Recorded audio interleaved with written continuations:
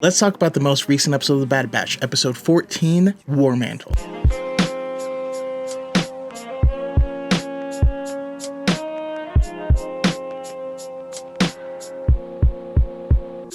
I gotta say, this episode was amazing. I've been back and forth on The Bad Batch like a lot of people seem to have been. It has everything that I want, just not quite there. It's like all the ingredients are there, but it's not seasoned properly. I don't know. That's kind of how I've been feeling. I think that this series is going to be infinitely bingeable. And I think overall, I mean, all of these Star Wars animated shows have had a rough first year because it's trying to find its footing. And I think compared to all the other shows, this one has actually had the best and most consistent first season. And so I think that this is going to be the best binge ever. But watching it week to week, there's certain times where it feels like it's dragging, certain times where it's amazing, just like this week. So jumping right into it, we get the message to save Gregor. You know, we have another cameo, but again, this is not a cameo fest. These are cameos that make sense within the story and add to it rather than just being like a bit of garnish. You know, it's actually adding some of that flavor. I think I'm going to stick with that metaphor throughout this whole thing. Then we jump to Camino. We get some more insight into what's going on there. The clones are being taken from Camino. We don't quite know what that means yet. We don't know where they are going, but they're leaving the Caminoans. So yeah, there's some bad things. We have Lama Su, who sees the handwriting on the wall, wants to start to organize them to get off the planet, but they're being watched pretty closely by Crosshair and by Rampart. So yeah, that's not going to end up working out pretty well for them.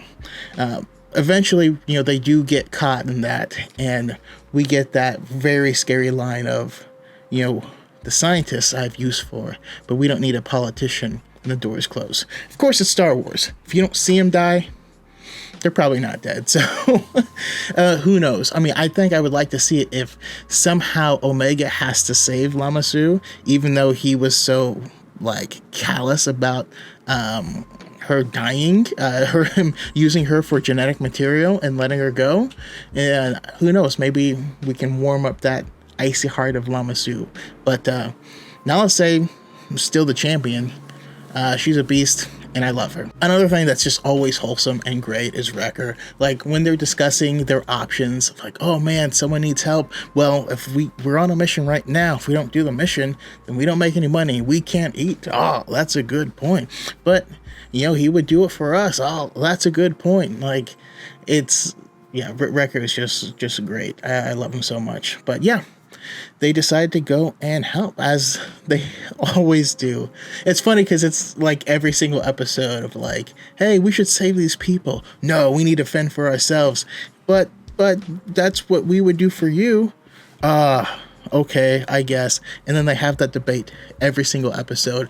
I just think it's a little funny. One of the cool things that we got to see, though, is Hunter actually using his abilities. We don't get to see that often. And so he's tracking to see exactly what was going on and notices there's a base in this mountain.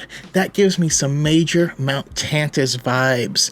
Who knows what's going to happen if they move the Kaminoan scientists there and try to bring their own type of cloning for experiments. Maybe this could end up being what Mount Tantus was in Heir to the Empire. And maybe they'll try to clone a Force sensitive and we'll get a crazy Joris Sabayoth type situation going. I don't know. I'm here for it. I would love to see it. Heir to the Empire is a great book. Highly recommend. Of course, they make it inside. They make it all the way down to find Gregor. He's locked in a cell. And at this point, he doesn't know who to trust, which is pretty funny because obviously they're all clones, so you wouldn't necessarily know which ones are on your side or not. But we end up finding out, he was brought here to train these people in Project War Mantle. And we end up finding out that these are stormtroopers. These are regular conscripts. And as soon as I mentioned TK numbers, I was like, yeah, I was rocking because, I don't know, it represents a big change in this transition from clones to the stormtroopers from the Republic to the Empire. If you look at the design of the base, it's very Death Star aesthetic wise, and they even are playing the music, little snippets of the music from when they're running on the Death Star in the original trilogy. The best cameo that we got though was Scorch. If you play Republic Commando, then you know who Scorch is, and you know that the commandos in Delta Squad are not anything to sniff at. Scorch goes ham on him. Like, it takes so many shots to take that guy down, and he's just a beast. It's crazy, but it really illustrates the difference between the stormtroopers and the clone troopers, which is something that they mention. Like, these guys are nowhere near the same level of skill, but there's just so damn many of them that, you're just going to be outnumbered, and that's all they actually care about. But man, Scorch runs him down, and his acrobatics and his close quarters combat is gnarly. I can't wait to see what happens. I hope that we get to see the rest of Delta Squad. At least those who are not lost. It's just a really cool cameo, and I'm glad to see him. I was actually hoping that would be the team that was hunting down the Bad Batch, but this is another thing that they're bringing from Legends into canon, because in the Legend stories, they stuck around inside the new Empire. So I love that, there's some of these Legend stories that under George Lucas, he was never going to bring them to light. He was never going to put them on the screen. He often said he doesn't read that stuff and whatever. I like that now we can possibly get a lot of this really cool stuff on screen and in our shows. So that makes me happy. Love seeing Scorch. We also get to see the new design from the Stormtrooper armor. And it's like, we see that merging of clone and Stormtrooper armor. But what's really cool is it's based off of Ralph McQuarrie's original drawings. And since we are kind of going into the era where we will get to Rebels as a show was all based off of Ralph McQuarrie's original drawings. So it's cool that they are blending the aesthetic, but also blending it in reference to the timeline. And it just makes sense. It's beautiful. I love seeing that type of stuff. I need to pull out some things from the archive books to share with everyone. But yeah, that makes me really excited as well. And of course, we get to the big finish of the episode. Hunter is lost. He's been captured, and he gets approached by Crosshairs. Now, we don't know what Crosshairs is going to say, but to be honest, I think Crosshairs is ready to turn. I don't think he likes what the Empire is doing, and I'm really curious, because they keep amping up his chip, but his chip, we're seeing more and more stormtroopers resist it, and I think it's easier to resist if it's not in the presence of a Jedi.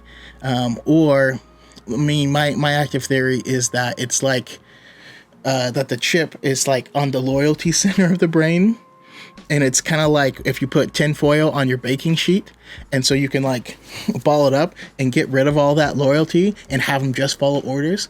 But you only get to do it once. That's my active theory. They start to build up their loyalties again on top of that after the fact and start to make their own decisions and reach their own autonomy. Hopefully we end up finding out that that's what's happening, and that he's there, but they're going to have to find their own way out, and he's going to be burdened with all this crap that he's done. We're getting to the end of the wire. It's unlikely that we're going to see another huge conflict. They need to start resolving this stuff. But overall, loved this episode. I think the Bad Batch is going to be an amazing binge watch. But sometimes week to week, it's been a little tough.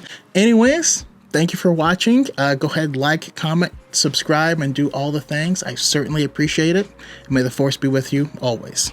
We'll see you next week.